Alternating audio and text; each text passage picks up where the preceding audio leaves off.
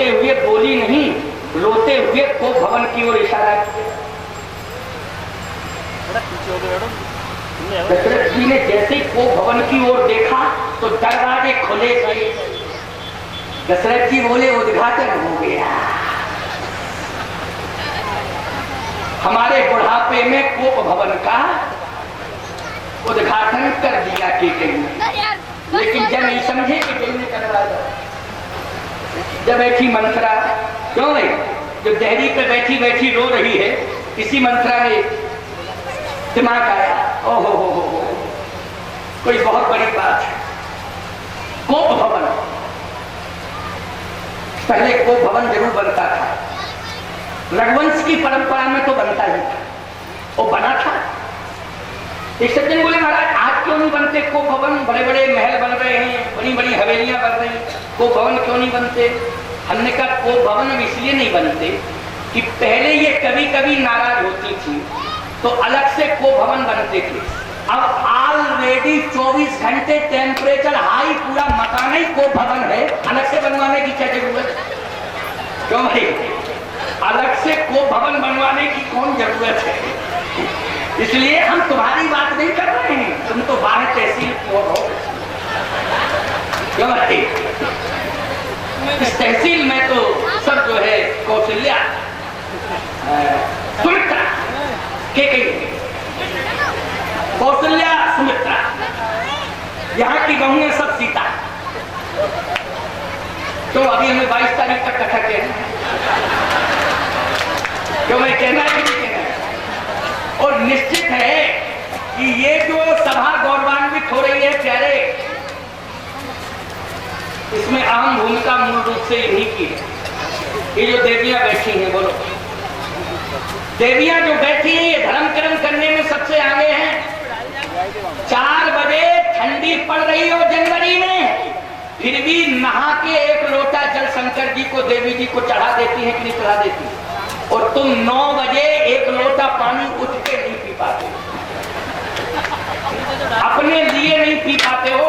शंकर और देवी देवतन की तो बात छोड़ो, क्यों भाई, लेकिन ये 4 बजे 5 बजे नहा के स्नान करके ठंडी में, बोलो एक लोटा जल दे आएंगी देवी जी को या शिव जी को जहां भी जाए, दे आती है मंदिर में।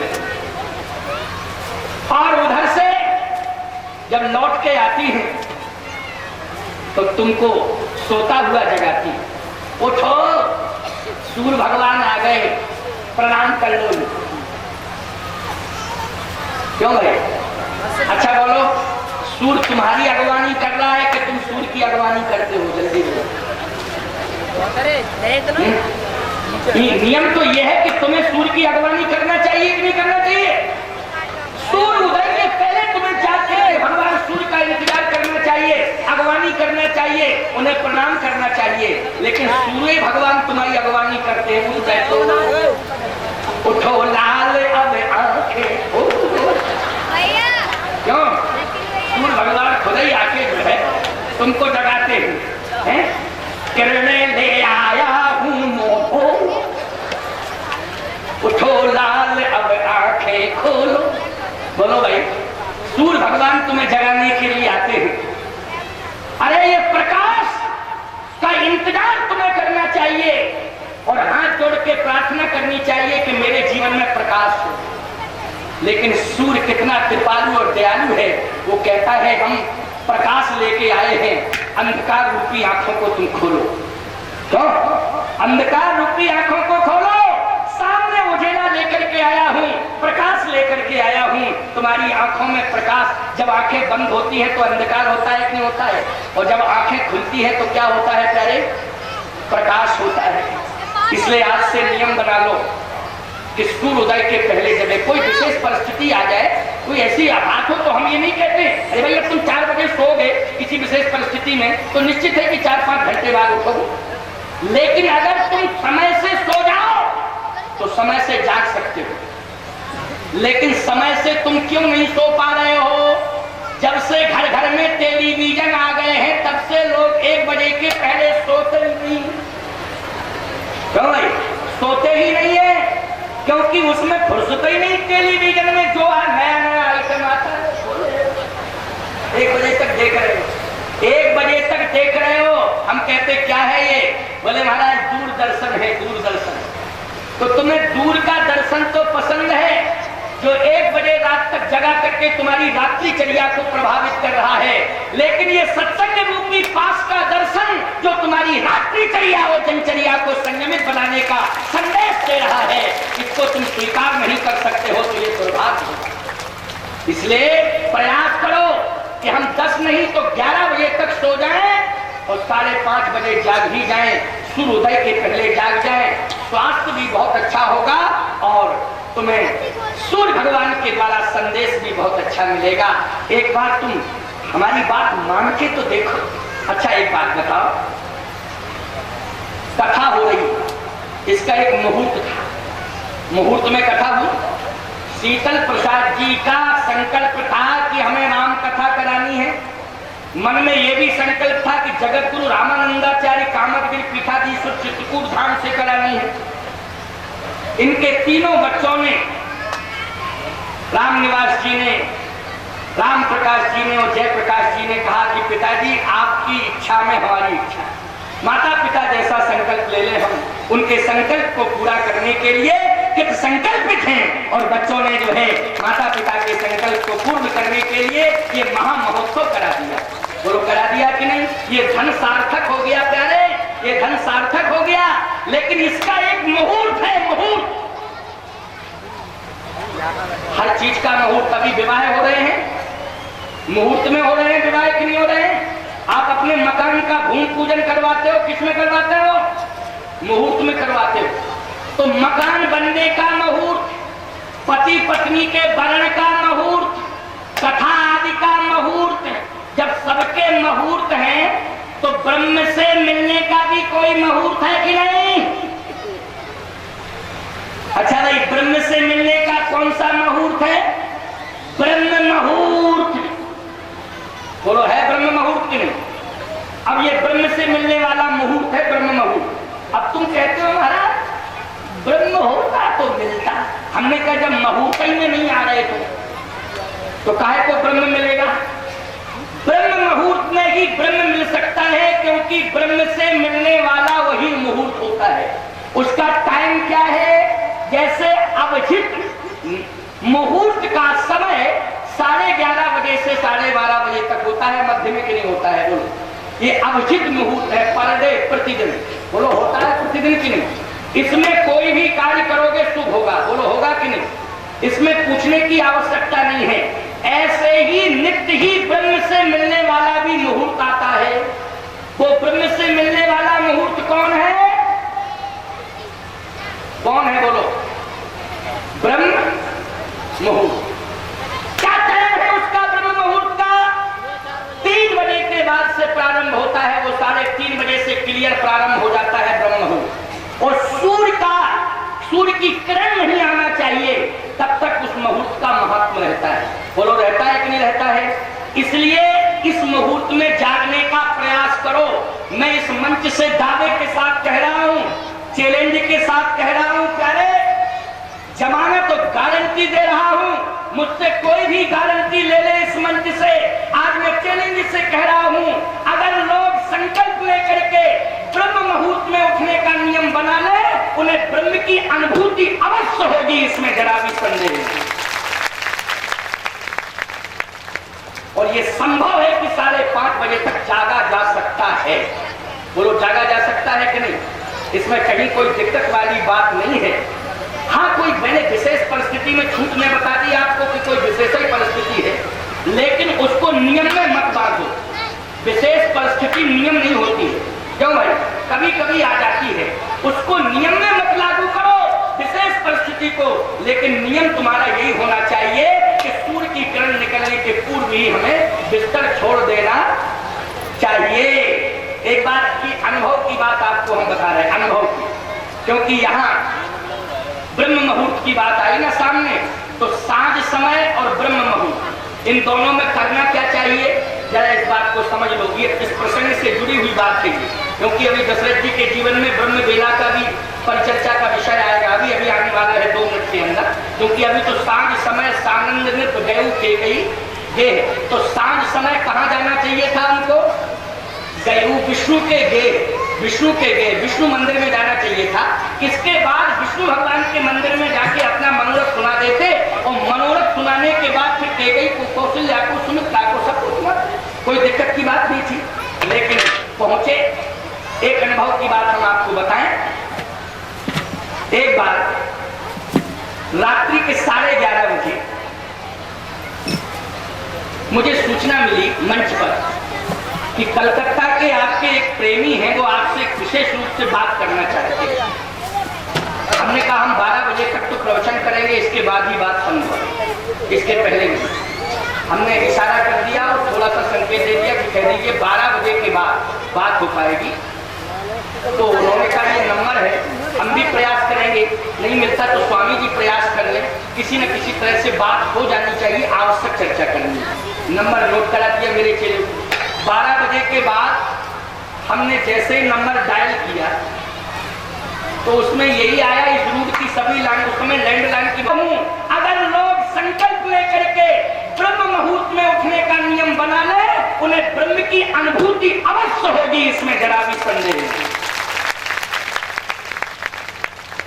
और ये संभव है कि 5:30 बजे तक जागा जा सकता है।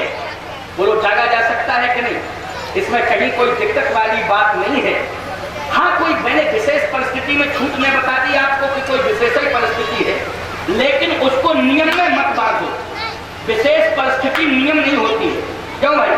कभी कभी आ जाती है, उसको नियम में मत लागू करो विशेष परिस्थिति को, लेकिन नियम तुम्हारा यही होना चाहिए कि सूर्य की किरण निकलने के पूर्व ही हमें बिस्तर छोड़ देना चाहिए। एक बात की अनुभव की बात आपको हम बता रहे हैं, अनुभव की, क्योंकि यहाँ ब्रह्म मुहूर्त की बात आई ना सामने, तो सांझ समय और ब्रह्म मुहूर्त, इन दोनों में करना क्या चाहिए, जरा इस बात को समझ लो। ये इस प्रसंग से जुड़ी हुई बात है, क्योंकि अभी दशरथ जी के जीवन में ब्रह्म बेला का भी परिचर्चा का विषय आएगा, अभी अभी आने वाला है 2 मिनट के अंदर। क्योंकि अभी तो सांझ समय सानंद में गयु कैकेयी गए, तो सांझ समय कहाँ जाना चाहिए था उनको? गयु विष्णु के गए विष्णु मंदिर में जाना चाहिए था। इसके बाद विष्णु भगवान के मंदिर में जाके अपना मनोरथ सुना देते और मनोरथ सुनाने के बाद फिर कैकेयी को, कौशल्या को, सुमित्रा को सबको सुनाते, कोई दिक्कत की बात नहीं थी। लेकिन पहुंचे, एक अनुभव की बात हम आपको बताएं। एक बार रात्रि के 11:30 बजे मुझे सूचना मिली मंच पर कि कलकत्ता के आपके एक प्रेमी हैं, वो आपसे विशेष रूप से बात करना चाहते हैं।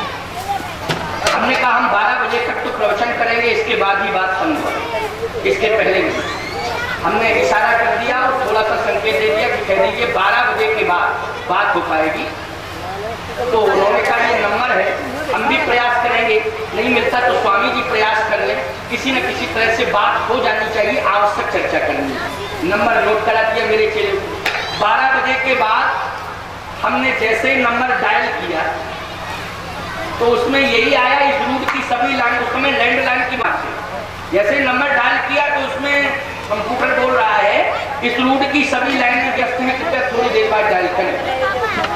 तो हमने 5 मिनट बाद फिर नंबर डायल किया और जैसे ही नंबर डायल किया तो फिर सूचना आई इस रूट की सभी लाइनें व्यस्त हैं, कृपया थोड़ी देर बाद डायल करें। हमने कहा ये लगता है तुम्हारा घर मालिक ने कहा, जय स्वामी ने, स्वामी जी ऐसा तो नहीं है, लेकिन हो सकता है, परंतु ऐसा है नहीं, लाइन व्यस्त बता रहा है। मोबाइल लैंडलाइन फोन सही है, ये लाइन ही थोड़ा सा व्यस्त चल रही है। हमने कहा ये व्यस्त क्यों चल रही है?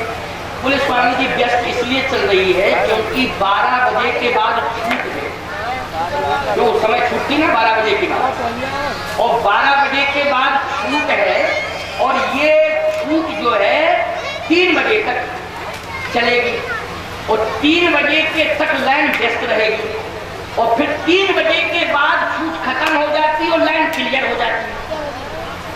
तो हमने कहा यार 12 से 3 तक लाइन व्यस्त क्यों रहती है? बोले ये पता नहीं क्यों रहती है। हमने कहा ये तो भूत बेला है। बोले महाराज कौन सी बेला है, आप ही जानो। हमने कहा तो 12 से 3 तक लाइन इसलिए व्यस्त रहती है क्योंकि ये भूत बेला है, इस समय में भूतों से बात होती है। क्यों भूती बात करते हैं कि नहीं करते हैं? कौन करेंगे बात? ये भूत बेला है, भूत ही बात करते हैं। तो हमने कहा इसका मतलब है कि हमें भूतों से बात करना नहीं है, कोई लेना देना नहीं है। 4 बजे, पूरे 4 बजे तो क्लियर लाइन रहती है और आपकी आसन यही है, यही फोन रखा हुआ है। 4 बजे आप कै बजे जगेंगे? हम कहा 4 साढ़े 4 बोले तुरंत ही आप लगाना। देखो नंबर हमारे बगल में 4:30 बजे हम जैसे ही जागे, हमने नंबर डायल किया। जैसे ही डायल किया एक ही बार में घंटी चली गई।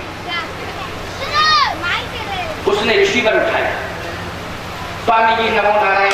नमो नारायण, क्या बात है? बहुत परेशान था आपसे रात को बात करने में, लेकिन बात जरूर होगी। अभ्यास करते रहना, मेरी बात को स्वर्ण अक्षरों में नोट कर लेना।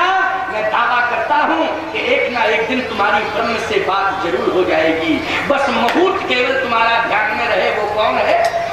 ब्रह्म मुहूर्त, चाहे बस यही है। लेकिन आज सांझ समय और ब्रह्म मुहूर्त, इन दोनों पर विचार करना है। गोस्वामी जी कहते हैं सांझ समय सानंद नृत्य गयो के कई गे, लेकिन केकई नहीं मिली। मंत्रा ने इशारा किया, महाराज वो कांप गए दर्शक, कांप गए दर्शक। अच्छा एक बात बताओ, अगर मंत्रा ने इशारा कर दिया था कि कोप भवन में केकई जी है, तो इस मनोरथ को भवन में केकई के पास सुनाने की क्या जरूरत थी? कौशल्या के पास चले जाती।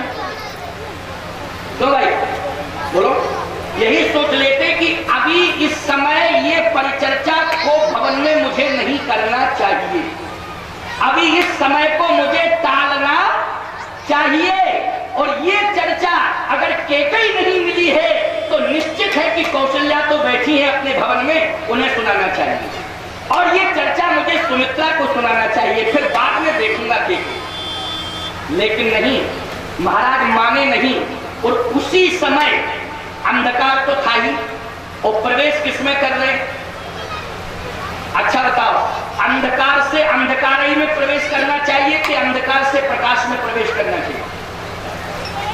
नियम यह है कि अंधकार से प्रकाश में प्रवेश करना चाहिए, अंधकार से अंधकार में प्रवेश नहीं करना चाहिए, प्रकाश में प्रवेश करना चाहिए। लेकिन महाराज संध्या समय प्रवेश किए केकई के गेह में, इसके बाद फिर को भवन में जाना चाहते हैं। अब तो अंधकार से भी अंधकार, महाअंधकार महाराज दशरथ की जिंदगी में आने वाला है। और वो महाअंधकार का मतलब है वही कोप भवन, महाराज श्री दशरथ की मृत्यु का स्थान हुआ। बोलो हुआ कि नहीं हुआ? ये आप सब जानते हो, कथा श्रवण करते रहते हो। महाराज प्रवेश कर रहे। अच्छा एक बात आपको और बता दें, जब महाराज कभी आते थे तो ये रानियां खड़ी हो जाती थी।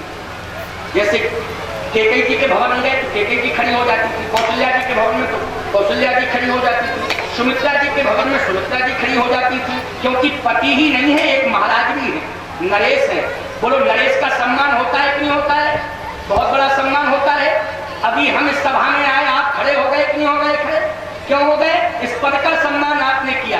राष्ट्रपति जब सामने आता है तो सब खड़े हो जाते हैं कि नहीं हो जाते हैं? आपका प्रदेश का मुख्यमंत्री आ जाए आप खड़े हो जाएंगे, आपका कोई भी आपसे श्रेष्ठतम आ जाए तो आप खड़े हो जाएंगे। ये सम्मान होता है, ये नियम। हमेशा केकई जी खड़ी होकर अभिवादन करती थी, सुमित्रा जी खड़ी होकर अभिवादन करती थी, केकई जी खड़ी होकर के अभिवादन करती थी, कौशल्या जी भी खड़ी होकर अभिवादन करती थी। लेकिन कोप भवन में जैसे ही महाराज दशरथ प्रवेश किए तो केकई लेटी थी, लेटी ही रही, खड़ी नहीं हुई। ईमानदारी से बताओ, उस समय दशरथ जी केकई खड़ी नहीं हुई। महाराज को उस समय बैक हो जाना चाहिए था, वो कहना चाहिए था अब उससे हम बात करेंगे 2 दिन बाद, जब राम जी का राज तिलक कर देंगे इसके बाद। समझ यही होना चाहिए था कि? लेकिन दशरथ जी ने क्या किया? अब आप विचार करना, केकई खड़ी तो हुई ही नहीं, लेकिन जैसे ही दशरथ जी और आगे बढ़े तो केकई जस की तस स्थिति में लेती है। तो दशरथ जी महाराज को डांटना चाहिए था, तो डांटे नहीं, केकई के पास पहुंच करके अपने हाथ को बढ़ा रहे हैं और केकई की झोली पकड़ के कहते हैं कहीं है तू रानी